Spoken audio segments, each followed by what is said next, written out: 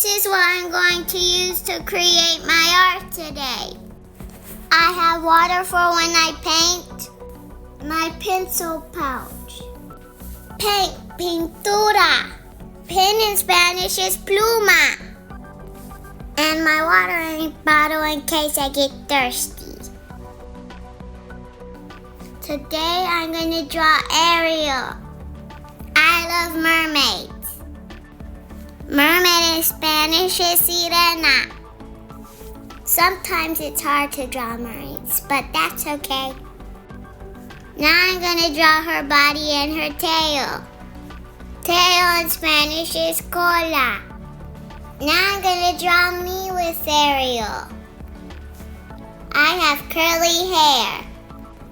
Curly hair in Spanish is pelo rizado. I'm a sirena too. I'm gonna paint Ariel's hair red. Rojo. I like to paint. In Spanish, it's me gusta pintar. Sometimes I have to get close to check my work. I'm painting her tail green verde. I'm gonna paint our skin. Skin in Spanish is piel.